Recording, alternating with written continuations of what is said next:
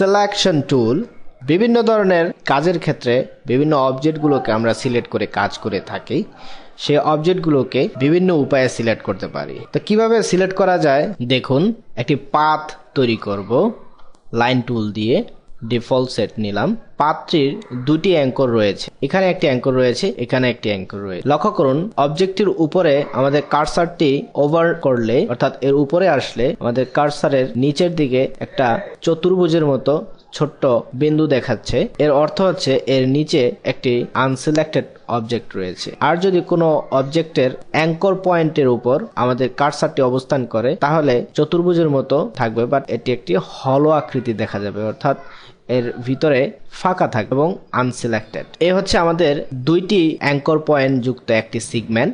আমরা জানি মূলত দুইটি অ্যাঙ্কর পয়েন্ট নিয়ে এক একটি সেগমেন্ট গঠিত হয় এবং বেশ কিছু অ্যাঙ্কর পয়েন্ট একসাথে আমরা ব্যবহার করতে পারি। অ্যাঙ্কর পয়েন্ট ব্যবহার করার পর এক একটি অ্যাঙ্কর পয়েন্ট থেকে আরেকটি অ্যাঙ্কর পয়েন্ট পর্যন্ত এক একটি সেগমেন্ট আকৃতিতে থাকবে। বিভিন্ন ধরনের সিলেকশন টুল দিয়ে আমরা কাজ করতে পারি। সিলেকশন টুলগুলো হচ্ছে selection tool, direct selection tool, group selection tool, lasso selection tool, magic wand selection tool, live pen selection tool ইত্যাদি সিলেকশন টুল দিয়ে আমরা বিভিন্ন ধরনের কাজ করতে পারি। তাই এখন দেখব। এ হচ্ছে আমাদের সিলেকশন টুলটি। এটা হচ্ছে direct selection tool, magic wand, lasso selection tool, live pen selection tool ইত্যাদি। এই সিলেকশন টুল দিয়ে কি কি কাজ করতে পারে, অর্থাৎ কি ধরনের সিলেক্টের কাজ করা যেতে পারে তা লক্ষ্য করুন। তাছাড়া আমাদের এখানে একটি মেনু রয়েছে, সিলেক্ট মেনু। এর সাহায্যে কিভাবে বিভিন্ন কমান্ডগুলো ব্যবহার করে বেনিফিটেড হতে পারি তা এখন দেখুন সিলেকশন এবং ডাইরেক্ট সিলেকশন টুলের মধ্যে পার্থক্য। সিলেকশন টুলটি দিয়ে ড্রাগ করলেই ভিতরে যতগুলো অবজেক্ট থাকবে সবগুলোই সিলেক্ট হবে। এখানে তিনটি অবজেক্ট রয়েছে। এই তিনটি অবজেক্টকে আমরা ড্রাগ করে সিলেক্ট করতে পারি। এর পোর্শনকে অর্থাৎ এর অংশকে ড্রাগ করে সিলেক্ট করলে পুরোটাই সিলেক্ট হবে সিলেকশন টুল দিয়ে। আর ডাইরেক্ট সিলেকশন টুল দিয়ে যদি আমরা এর পোর্শনকে সিলেক্ট করার চেষ্টা করি তাহলে শুধুমাত্র এর ভিতরে যে অ্যাঙ্কর পয়েন্ট এবং সেগমেন্টগুলো থাকবে অনলি সেগুলোই সিলেক্ট হবে। কেবলমাত্র ডাইরেক্ট সিলেকশন টুল দিয়ে আমরা বিভিন্ন ধরনের অ্যাঙ্কর পয়েন্ট এবং পাথগুলোকে সিলেক্ট করে থাকি। অ্যাঙ্কর পয়েন্টকে সিলেক্ট করলে লক্ষ্য করুন আমরা কি কি ধরনের কাজ করতে পারি। এখানে একটি অপশন বার দেখা যাচ্ছে। এই অপশন বারের সাহায্যে আমরা আমাদের বিভিন্ন ধরনের অ্যাঙ্কর পয়েন্টগুলোকে মডিফাই করতে পারি। এখানে প্রথমেই লক্ষ্য করুন একটি আছে কর্নার অ্যাঙ্কর পয়েন্ট এবং অপরটি রয়েছে স্মুথ অ্যাঙ্কর পয়েন্ট। এই অ্যাঙ্কর পয়েন্টগুলোকে আমরা কনভার্ট করে দেখি। দেখুন এখানে একটি স্মুথ অ্যাঙ্কর পয়েন্ট তৈরি হয়েছে, আর এগুলো হচ্ছে সেমি স্মুথ, সেমি কর্নার এবং এটি হচ্ছে পুরোপুরি কর্নার ইত্যাদি। তাছাড়া লক্ষ্য করুন এখানে আমরা হ্যান্ডেল করতে পারি শুধুমাত্র অ্যাঙ্কর পয়েন্ট এবং anchor point with line. Anchor পয়েন্টটিকে আমরা ডিলিট করতে চাইলে যে অ্যাঙ্কর পয়েন্টটিকে সিলেক্ট করা হবে সেই অ্যাঙ্কর পয়েন্টটিকে আমরা এই বাটনে ক্লিক করলে ডিলিট হয়ে যাবে। অ্যাঙ্কর পয়েন্টটি ডিলিট হয়ে গেলে এর ফিল অপশনটিও অটোমেটিক্যালি ডিলিট হয়ে যাবে। তাছাড়া আমরা জানি যে কোনো অবজেক্টগুলোকে তৈরি করতে হলে তাদের অ্যাঙ্কর পয়েন্ট থাকতে হবে। এখানে লক্ষ্য করুন এক ওয়াই দুইটি বক্স রয়েছে। সেই এক্স ওয়াই বক্সে আমাদের অ্যাঙ্কর পয়েন্টটিকে চড়াবো। লক্ষ্য করুন অ্যাঙ্কর পয়েন্টটি কোন দিকে যাচ্ছে এর দিকটা আমরা বোঝার জন্য একটি গাইড অঙ্কন করা যাক। লক্ষ্য করুন এই গাইডটি আমাদেরকে সহায়তা করবে কিভাবে এই অ্যাঙ্কর পয়েন্টটি ট্রাভেলিং করতেছে। অ্যাঙ্কর পয়েন্টটিকে আমরা ডাইরেক্ট সিলেকশন টুল দিয়ে সিলেক্ট করে এখানে এর মান বৃদ্ধি করা যাক। লক্ষ্য করুন কমালে আবার লক্ষ্য করুন ওয়াই অক্ষ ব্যবহার করলে অর্থাৎ ওয়াই অক্ষ ব্যবহার করে এর মান বৃদ্ধি করা যাক। লক্ষ্য করুন ওয়াই অক্ষটিকে সিলেক্ট করা হলো এবং এর মান বৃদ্ধি করি এবং এর মান কমালে লক্ষ্য করুন নিচের দিকে যাচ্ছে। অ্যাঙ্কর পয়েন্টগুলোকে অ্যাঙ্কর পয়েন্টের যে অপশন বার তার সাহায্যে মডিফাই করতে পারি। মধ্যবর্তী অ্যাঙ্কর পয়েন্টটিকে সিলেক্ট করে এটির ওয়াইড এন্ড হাইট পরিবর্তন করতে পারি। এখানে একটি লিংক বাটন রয়েছে, ইচ্ছা করলে আমরা এটিকে ব্রেক করে নিতে পারি, আনলিংক অথবা রিলিংক করতে পারি। তো এটিকে আমরা মধ্যবর্তী যেই অ্যাঙ্কর পয়েন্টটি রয়েছে সেটিকে আমরা বৃদ্ধি করব। দেখুন ওয়াইড হিসেবে এটিকে বৃদ্ধি করলে ডানে এবং বায়ে উভয় দিকে বৃদ্ধি পাচ্ছে এবং হাইট অর্থাৎ উপরে এবং নিচে বৃদ্ধি করার জন্য এটি ব্যবহার করা যেতে পারে। এটিকে রিলিংক করা যাক। লক্ষ্য করুন এর পরিবর্তনগুলো। এভাবে বিভিন্ন ধরনের অবজেক্টগুলোকে অপশন বার থেকে এর বিভিন্ন ধরনের চেঞ্জ দেখতে পারি। সিলেকশন এবং ডাইরেক্ট সিলেকশন টুলগুলোর মধ্যে আরও কিছু পার্থক্য লক্ষ্য করা যাক। যদি কোনো অবজেক্টগুলোকে আমরা গ্রুপিং করি, সিলেক্ট করে গ্রুপ, সেই অবজেক্টগুলোকে যে কোনো একটি অবজেক্ট সিলেক্ট করলে এর ভিতরে যেই অবজেক্টগুলো গ্রুপিং অবস্থায় রয়েছে সেই অবজেক্টগুলো সিলেক্ট হবে। যদি ইন্ডিভিজুয়ালি সিলেক্ট করতে চাই সেই ক্ষেত্রে আমরা ডাইরেক্ট সিলেকশন টুলটি ব্যবহার করতে পারি। এক্ষেত্রে লক্ষ্য করুন, এই অবজেক্টটিকে সিলেক্ট করলাম, ফিল অপশন এ ক্লিক করার পর অবজেক্টটি সিলেক্ট হলো, অথবা আমরা পাথে ক্লিক করলে পাথটি সিলেক্ট হবে। লক্ষ্য করুন, পাথটি সিলেক্ট করে পাথটিকে আমরা মডিফাই করতে পারি এই গ্রুপিং অবস্থায় থেকেও। এই অবজেক্টটিকে ইচ্ছা করলে আমরা আইসোলেট করতে পারি। লক্ষ্য করুন, এটিকে সিলেক্ট করার পর রাইট বাটনে ক্লিক করে আইসোলেট সিলেক্টেড গ্রুপ এই বাটনে ক্লিক করে এখানে যে বারটি দেখা যাচ্ছে এটি প্রিভিয়াস ভার্সনগুলোতে দেখা যেত না। CS4 এবং CS3-তে এগুলো দেখা যাচ্ছে। অবজেক্টগুলো এক একটি আলাদাভাবে লক্ষ্য করা যাচ্ছে। আমরা ইচ্ছা করলে যে কোনো মডিফিকেশন এই অবজেক্টগুলোর উপর করতে পারি। এগুলো এখন সিলেকশন টুল দিয়ে কাজ করা সম্ভব এবং ডাইরেক্ট সিলেকশন টুল দিয়েও কাজ করা সম্ভব। এবং সর্বশেষে কাজ শেষ করে আমরা এটিকে পেছনের দিকে যাব, অর্থাৎ এখন আবার এটি গ্রুপিং অবস্থায় গ্রুপিং অবস্থায় আনার জন্য এটার উপর ডাবল ক্লিক করলেও ওটা আসবে। আবার আমরা ইচ্ছা করলে রাইট বাটনে ক্লিক করে আনগ্রুপ করে নিতে পারি। আনগ্রুপ করে নিলে এর আইসোলেট মোড আসবে না। আইসোলেট মোড আসলে অন্যান্য যে অবজেক্টগুলো আছে সেগুলো ইনঅ্যাক্টিভ থাকবে এবং শুধুমাত্র যেই অবজেক্টগুলো গ্রুপিং অবস্থায় ছিল সেগুলো অ্যাক্টিভ থাকবে। এভাবে বিভিন্ন ধরনের গ্রুপিং অবজেক্টগুলোকে আইসোলেট করে মডিফাই করতে পারি এবং সর্বশেষে ডাবল ক্লিক করতে পারি যে কোনো স্থানে মডিফাই করার পর, তাহলে এটি আবার গ্রুপিং অবস্থায় দেখাবে। তাছাড়া সিলেকশন মেনু দিয়ে কিভাবে সিলেক্ট করা যেতে পারে, এখানে বেশ কিছু অবজেক্ট দেখা যাচ্ছে, টেক্সট এবং অন্যান্য অবজেক্ট। এগুলোকে সিলেক্ট মেনুর সাহায্যে সিলেক্ট করতে পারি। সবগুলো সিলেক্ট করার জন্য Ctrl+A অথবা অল, সবগুলো সিলেক্ট হয়ে যাবে। ডিসিলেক্ট, ইনভার্স সিলেক্ট, অর্থাৎ সিলেক্টের অবস্থায় নাই বিধায় সবগুলো সিলেক্ট হলো।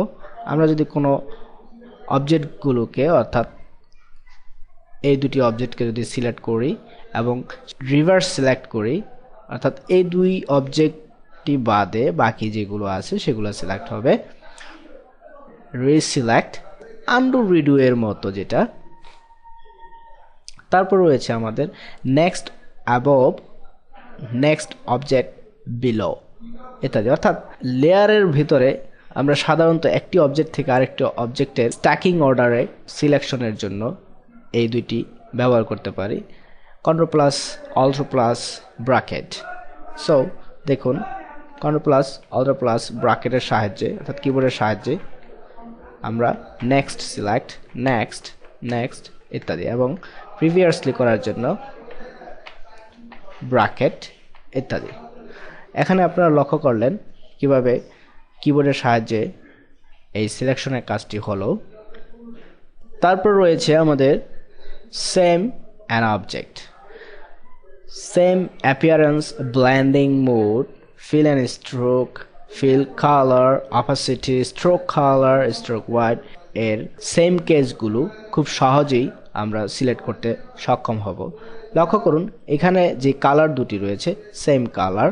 এখন ফিল কালারটি সাথে আরেকটি অবজেক্টের মিল রয়েছে, তাই সেম ফিল কালার অর্থাৎ ফিল কালার দুটি সিলেক্ট হয়ে গেল।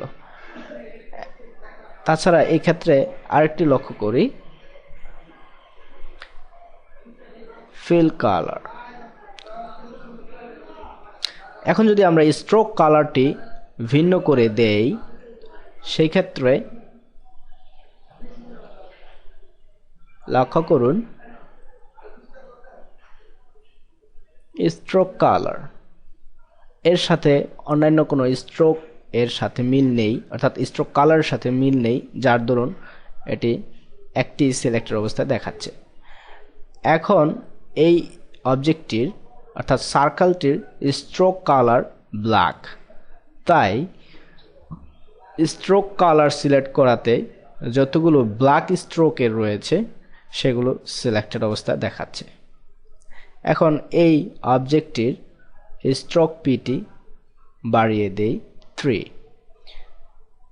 সিলেক্ট স্ট্রোক হোয়াইট অর্থাৎ 3 স্ট্রোকের অন্য কোনো অবজেক্ট নাই বিধায় একটি সিলেক্টেড দেখাচ্ছে। যদি এই ক্ষেত্রে এই স্ট্রোকটির পিটি 3 করে দেই তাহলে কি দাঁড়াচ্ছে, স্ট্রোক ওয়াইড, অর্থাৎ এই ক্ষেত্রে কালার ফ্যাক্টর নয়, এর স্ট্রোক পিটিটি মুখ্য বিষয়, যার জন্য এখানে দুইটি অবজেক্ট সিলেক্টেড দেখাচ্ছে। দুইটি অবজেক্ট দেখা যাচ্ছে, ফিল এবং স্ট্রোক কালার একই। Same fill and stroke colour select করার জন্য এই কমান্ডটি ব্যবহার করা যেতে পারে। তারপর রয়েছে blending mode, appearance, graphic style, symbol, link, block series ইত্যাদি। এইখানে সেম ব্লেন্ডিং মোড এবং সেম অ্যাপিয়ারেন্স, গ্রাফিক স্টাইল যুক্ত কোনো অবজেক্টকে সিলেক্ট করতে হলে সেম গ্রাফিক স্টাইল সিলেক্ট করার জন্য আমরা এই কমান্ডটি ব্যবহার করতে পারি। তাছাড়া একের অধিক পরিমাণের গ্রাফিক স্টাইল যদি ব্যবহার করা হয়ে থাকে, সেই ক্ষেত্রে যে গ্রাফিক স্টাইলগুলোকে আমরা সিলেক্ট করতে চাই সেটাকে সিলেক্ট করে স্যাম্পল হিসেবে আমাদের এই কমান্ডটি ব্যবহার করতে হবে। ব্লেন্ডিং মোড, সেম ব্লেন্ডিং মোডের অবজেক্টগুলোকে যদি সিলেক্ট করতে চাই সেই ক্ষেত্রে আমরা এই কমান্ডটি ব্যবহার করতে পারি। সেম ব্লেন্ডিং মোডের একটি স্যাম্পল নিলাম, অর্থাৎ এই অবজেক্টের উপরে যে ব্লেন্ডিং মোডটি আরোপ করা হয়েছে সেই ব্লেন্ডিং মোড যুক্ত অবজেক্টগুলোকে আমরা সিলেক্ট করতে সেম ব্লেন্ডিং মোড এই কমান্ডটি ব্যবহার করব। কিভাবে এই ব্লেন্ডিং মোডটি একই তা দেখার জন্য অপাসিটি এবং এখান থেকে অর্থাৎ ব্লেন্ডিং মোড বিভিন্ন ধরনের মোড লক্ষ্য করা যাচ্ছে তা দেখতে পারি। এবার লক্ষ্য করা যাক টেক্সট অবজেক্ট।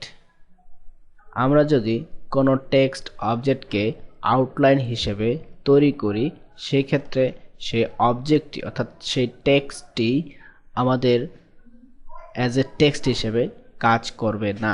তাই সিলেক্ট করার সময় আমরা টেক্সট ব্যবহার করলে সেই টেক্সটটি সিলেক্ট হবে না। আপনারা স্ক্রিনে দেখতে পাচ্ছেন এই টেক্সটটি আউটলাইন হিসেবে দেখা যাচ্ছে। নিচের যেই টেক্সট লক্ষ্য করা যাচ্ছে সেটি রিয়েলি টেক্সট, এটাকে আমরা এডিট করতে সক্ষম হব। আমরা এর আগেও জেনেছি টেক্সটকে আউটলাইন হিসেবে তৈরি করলে সেই টেক্সটটি আর এডিট করা সম্ভব হয় না। সমজাতীয় সিম্বলগুলোকে সিলেক্ট করার জন্য কোন ধরনের সিম্বলকেই সিলেক্ট করব তার স্যাম্পল হিসেবে একটিকে সিলেক্ট করতে হবে। তারপর সিম্বল ইনস্ট্যান্স অর্থাৎ একই জাতীয় সিম্বল অর্থাৎ একই নামের কোনো সিম্বল যদি ইনসার্ট করা হয়ে থাকে সেগুলোকে সিলেক্ট করার জন্য এই কমান্ডটি ব্যবহার করা যেতে পারে। আরেকটির ক্ষেত্রে লক্ষ্য করুন সেম সিম্বল ইনস্ট্যান্স। এই ক্ষেত্রে অর্থাৎ বাটারফ্লাইয়ের ক্ষেত্রে লক্ষ্য করা যাক সেম সিম্বল ইনস্ট্যান্স, অর্থাৎ এটি একটি রয়েছে যার কারণে একটি দেখাচ্ছে। All and on same layers, একই লেয়ারের ভিতরে বিভিন্ন ধরনের অবজেক্টগুলোকে একসাথে সিলেক্ট করার জন্য এই কমান্ডটি ব্যবহার করা যেতে পারে। তাছাড়া আমরা বিভিন্ন ধরনের লেয়ার নিয়ে কাজ করতে পারি, এজন্য এই কমান্ডটি বিশেষভাবে উপযোগী সিলেকশনের। কোনো একটি অবজেক্টের ডিরেকশন হ্যান্ডেল বরাবর সিলেক্ট করতে হলে অবজেক্ট ডিরেকশন হ্যান্ডেল, অর্থাৎ এই অবজেক্টটি সিলেক্টের অবস্থায় ছিল তার প্রত্যেকটি অ্যাঙ্কর পয়েন্টগুলোকে সিলেক্ট করার জন্য এই সিলেকশন পদ্ধতি ব্যবহার করা যেতে পারে। কোনো টেক্সটকে ফ্ল্যাশ ডাইনামিক টেক্সট হিসেবে রূপান্তর করার জন্য টেক্সটটিকে সিলেক্ট করে ফ্ল্যাশ টেক্সট, স্ট্যাটিক টেক্সট অবস্থায় রয়েছে ডাইনামিক টেক্সট। এখানে যে অপশনটি দেখা যাচ্ছে, এখানে যে ওয়ার্নিংটি লক্ষ্য করা যাচ্ছে সেই ওয়ার্নিংটির মাধ্যমে আমাদের দেখাচ্ছে যদি এই টেক্সটটি ব্যবহার করা হয়, অর্থাৎ এই ধরনের কিছু টেক্সট রয়েছে যে এই টেক্সটগুলোকে ব্যবহার করলে পরবর্তীতে অন্য অ্যাপ্লিকেশনে ব্যবহার করতে গেলে তা প্রিজার্ভ হবে না, অর্থাৎ ওই টেক্সটটি পাওয়া যাবে না। সো আমরা এই অবস্থায় এটাকে ওকে করব। ঠিক তেমনইভাবে আরেকটি টেক্সটকে আমরা ফ্লাশ ডাইনামিক টেক্সটে রূপান্তর করব। Okay, and then flash dynamic text সমস্ত ফ্লাশ ডাইনামিক টেক্সটগুলোকে সিলেক্ট করবে। অর্থাৎ এখান থেকে আমরা বুঝতে পারতেছি যে বিভিন্ন ধরনের সিলেকশন পদ্ধতিগুলো এর নামের উপর বেসিস করে আমরা এখান থেকে করতে পারি। আরেকটি কমান্ড লক্ষ্য করা যাচ্ছে, সিলেকশনটিকে আমরা কিভাবে সেভ করতে পারি। লক্ষ্য করুন, সিলেকশন নেম 1। এখন এই অবস্থায় যে কোনো কাজ করার পর সিলেকশন 1 যদি সিলেক্ট করে থাকি তাহলে কি দাঁড়াচ্ছে লক্ষ্য করুন, সিলেকশন 1, অর্থাৎ আমাদের সিলেক্টকৃত যে অবজেক্টটি ছিল সেটি আবার পুনরুদ্ধার হবে। আমাদের এখানে 3টি অবজেক্ট রয়েছে, একই কালারের 2টি অবজেক্ট। ম্যাজিক ওয়ান টুলটি দিয়ে সিলেক্ট করলে একই কালারের যে অবজেক্টগুলো আছে সেগুলোকে সিলেক্ট করলে এখানে 2টি একই কালার রয়েছে তাই 2টি সিলেক্ট হয়েছে। আর তাছাড়া আমাদের আরেকটি সিলেকশন টুল রয়েছে, সেই টুলটির সাহায্যে ল্যাসো সিলেকশন টুল এর সাহায্যে বিভিন্ন ধরনের অ্যাঙ্কর পয়েন্টগুলোকে আমরা সিলেক্ট করতে পারি। লক্ষ্য করুন এখানে যে অ্যাঙ্কর পয়েন্টটি রয়েছে সেটি দেখতে ভরাট রয়েছে, তার অর্থ হচ্ছে এই অ্যাঙ্কর পয়েন্টটি এখন সিলেক্টের অবস্থায় রয়েছে। আর তাছাড়া অন্যান্য অ্যাঙ্কর পয়েন্ট অর্থাৎ একই অবজেক্টের অন্যান্য অ্যাঙ্কর পয়েন্টগুলোকে সিলেক্ট করতে হলে আমাদের শিফট প্রেস করে রেখে সেই অ্যাঙ্কর পয়েন্টগুলোর উপর এভাবে সিলেক্ট করব। এভাবে আমরা বিভিন্ন ধরনের অবজেক্টগুলোকে সিলেক্ট করতে পারি। সিলেক্ট করার জন্য আমাদের বেশ কিছু সিস্টেম আমরা এতক্ষণ যাবত জানলাম। ক্রিটিক্যাল অবজেক্টের ক্ষেত্রে অর্থাৎ বিভিন্ন ধরনের আর্ট প্রজেক্ট নিয়ে কাজ করতে থাকলে ওটাকে সিলেক্ট করার জন্য আমরা বিভিন্ন পন্থা ব্যবহার করব। সেটি কিভাবে করা যেতে পারে তার টেকনিকগুলো আমরা প্রজেক্টে দেখব।